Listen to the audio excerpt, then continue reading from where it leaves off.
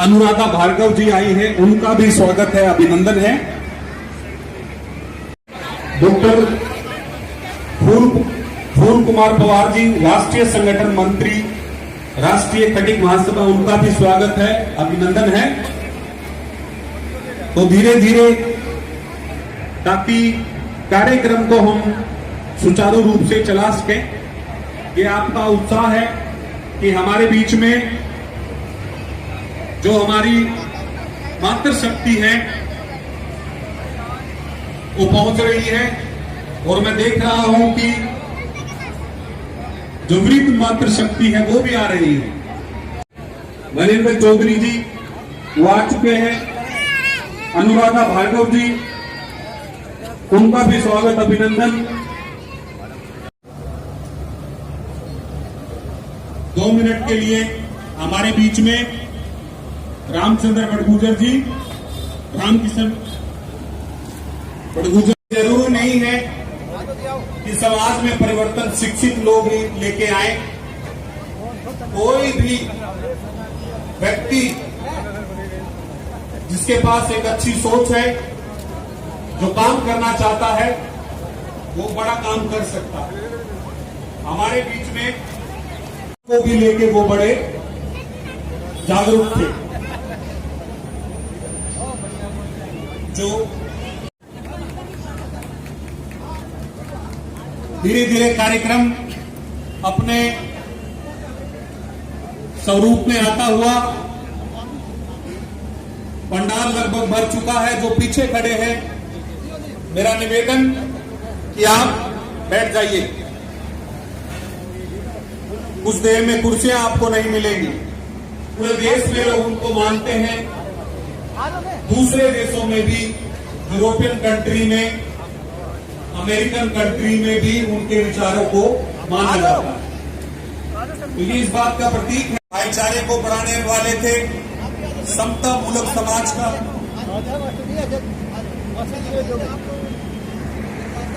निर्माण करने वाले थे।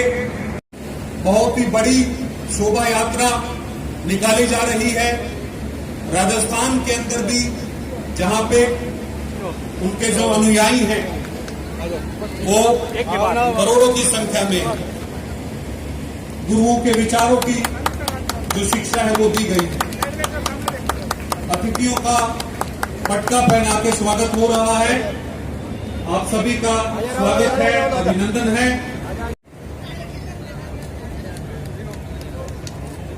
उसी देर में कार्यक्रम जो है वो शुरू हो जाएगा।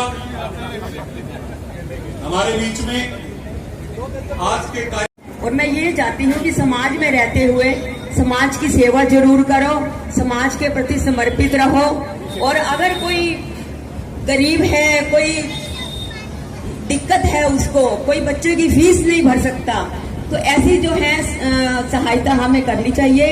और अगर किसी को समस्या हो तो मैं हमेशा सोशल वर्क भी करती हूँ, और कोई दिक्कत हो तो इन भाइयों के थ्रू मेरे को संदेशा भिजवा देना, मैं हमेशा आपके साथ हूँ। धन्यवाद। बहुत ही ऐतिहासिक कार्यक्रम, पूरे हरियाणा से लोग आए हैं, क्योंकि कोरोना का टाइम है, कोविड रिस्ट्रिक्शन है, तो हम ज्यादा लोगों को नहीं बुला सकते थे। इसलिए कोशिश की गई हर जिले से 10-20 लोगों को बुलाया जाए।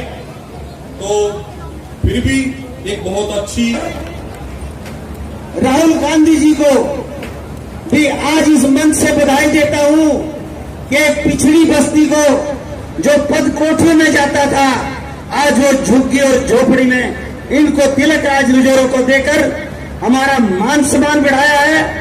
इस बात के राहुल गांधी जी बधाई के पात्र हैं। सुप्रसिद्ध समाज सेवी भाई चेतराम जी क्या हमारे बीच मौजूद है? भाई चेतराम जी, चेतराम महेंद्र साहब हमारे, बहुत बढ़िया, जबरदस्त तालियां। शायद बहन जी का, कुमारी संजय जी का आगमन हो चुका है। बहन कुमारी संजय, उनका भी स्वागत है, अभिनंदन है। मंच पे व्यवस्था बढ़ाएं, मंच पे व्यवस्था बढ़ाएं सभी। हमारे बीच में सबका स्वागत, अभिनंदन, जोरदार तालियां बजाएं।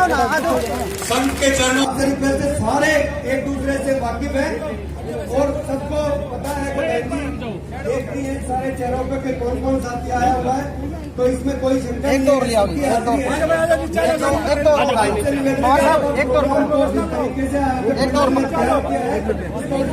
कहना चाहती हूँ पूरे देशवासियों को एडवोकेट अनुराधा भार्गव की तरफ से श्री श्री 1008 संत शिरोमणि गुरुबल नाथ जी के जन्मोत्सव की बहुत बहुत बधाइयाँ। और पूरे देश को इनके दिखाए हुए मार्ग पर चलना चाहिए, क्योंकि इन्होंने बेटियों की सम्मान की रक्षा की बात की है, इन्होंने समाज में मानवता की और एकता की बात की है। हमेशा गर्व का विषय है कि हम माननीय हमारे पूजनीय संत दुर्बलनाथ जी की 160वां जन्मोत्सव बड़ी उल्लास बड़ी खुशी के साथ धूमधाम से मना रहे हैं। बधाई देता हूँ माननीय हमारी बहन कुमारी शैलजा जी को, जिन्होंने यहाँ पर आकर हमारे इस उत्सव को 4 चांद लगाए, हमारे गौरव बढ़ाया। हम अति धन्यवादी हैं हमारी बहन शैलजा जी का, जिन्होंने अपना बहुमूल्य समय में से समय निकालकर हमें यहाँ दर्शन दिए एवं माननीय हमारे श्री दुर्बलनाथ जी महाराज जी संस्थान का गौरव बढ़ाया। इसलिए हम तुम्हें कभी हार्दिक बधाई देता हूँ। साथियों, संत दुर्बलनाथ शिक्षा समिति और हमारा संगठन जो सामाजिक मुद्दों पे हमेशा लड़ता आया है, हम 2006 से अपने मुद्दों पे लड़ते हैं, अपने मुद्दों के साथ लड़ते रहेंगे। और संत दुर्बलनाथ जी को दोबारा मैं अपनी जन्मदिन पर बधाई देता हूँ। धन्यवाद साथियों। आपको बधाई देता हूँ कि आप सब ने मिलकर आज उनका जन्मदिन मनाया। और साथ ही मैं बहन जी का भी बहुत बहुत आभारी हूँ कि आज संत दुर्बलनाथ जी के आशीर्वाद लेने के लिए वो अपना कीमती समय निकाल के आप लोगों के बीच में आए हैं। और आपका आशीर्वाद बहन जी को मिलेगा, ऐसा भीड़ देख के, आपका जोश प्यार देख के मुझे लगता है कि आपका आशीर्वाद मिलेगा। और आने वाले समय में बहन जी जो है ये कांग्रेस की 36 बरादरी की लीडर है, और जब आपका आशीर्वाद मिलेगा कि वो मानवता का कल्याण करे, ये एक संकेत था। और आने वाले समय में उन्होंने अपने जीवन से ये साबित कर दिया कि उनका नाम सही रखा गया। और जैसा कि राजकुमार जी बता रहे, जब नाम अपना दुर्बलनाथ रखा तो वो भी एक संदेश था कि उन्होंने हर दुर्बल की आवाज बनना, केवल एक जाति की नहीं, और वो भी जाति ऐसी जो समाज में निम्न स्तर की जाति गिनी जाती है। समाज, चाहे वो दलित शोषित समाज, चाहे पिछड़ा समाज, चाहे जिसको अग्रणी समाज बोलते हैं, वो मानवता का तो एक ही समाज होता है, मानवता का एक ही संदेश होता है। सभी को मिलकर, चाहे और मेरे यहाँ पर मेरे साथी बैठे हर समाज से हैं, आज यहाँ पर इस कार्यक्रम में शहीद हुए। मैं बधाई देती हूँ आपको कि आपने सभी को बराबरी का मान सम्मान दिया। और मैं बधाई दूंगी अपने साथियों को भी कि आज आपने कांग्रेस की सच्ची परंपरा को निभाते हुए जहाँ पर आए हैं, अपने समाज के साथ कंधे से कंधा मिलाकर खड़ा। इस देश की संस्कृति तभी गंगा जमनी तहजीब आपस में मिलजुल कर चलना, जब तक ये संस्कृति को हम जिंदा नहीं रखेंगे, देश में किसी न किसी तरह का बंटवारा केवल बाउंड्री सरहद को बांटने का नहीं होता, बंटवारा जात पात का भी होता। वो साथियों, आज समय आ गया कि कांग्रेस पार्टी को हम मजबूत करें, ना सिर्फ इसलिए क्योंकि हम कांग्रेस के सिपाही हैं, लेकिन जो संदेश जो एक सूत्र में इस पूरे समाज को कोई बांध सकता है वो कांग्रेस पार्टी। हमारे नेता सोनिया गांधी जी, राहुल गांधी जी, उनका यही संदेश है। कांग्रेस पार्टी के नेताओं ने, बड़े बड़े नेताओं ने, इंदिरा जी ने, राजीव जी ने अपना जीवन कुर्बान किया, अपनी जान की बाजी लगाई इस देश की एकता और अखंडता की, खून बहाया। साथियों, हमारे नेताओं ने खून बहाया। आज ये भारतीय जनता पार्टी किसका खून बहा रही? किसानों का, मजदूरों का, इनका खून बहा रही। इस तरह की बात से, इस तरह की नीतियों से हमारा देश या प्रदेश आगे बढ़ सकता है।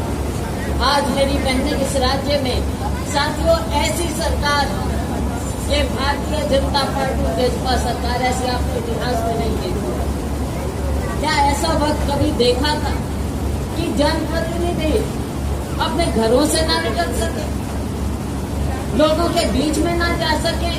और ये इनकी अपनी करतूतों के कारण काले कानून लेकर आए, बच्चों के रोजगार छीन रहे, हमारे अन्नदाता को मजबूर कर दिया है कि वो सड़क पर बैठे।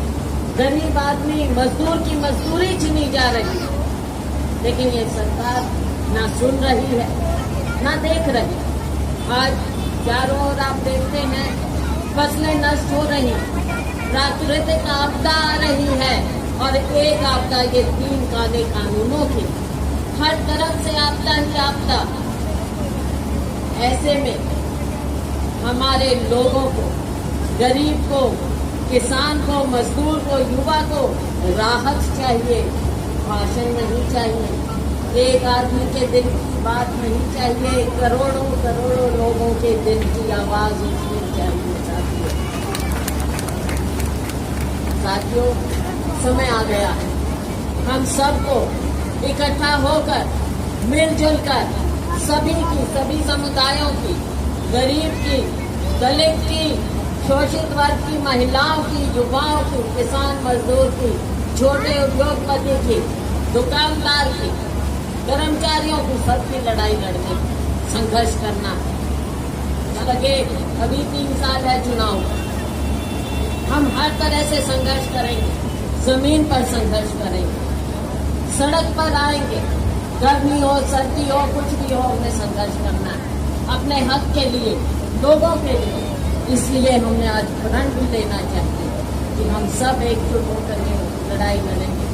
साथियों, ज्यादा कुछ ना कहते हुए मैं आप सभी को शुभकामनाएं देती हूँ, सभी को शुभकामनाएं देती हूँ कि आज संत गुरु महाराज जी, दुर्बलनाथ जी के 160वें जन्मोत्सव पर हम सभी लोगों को यहाँ इकट्ठा होने का मौका दिया, और मैं खास तौर से मिलकर, हमारा भी कर्तव्य है कि हम अपने सभी साथियों को आगे बढ़ाएं, मेहनत करें।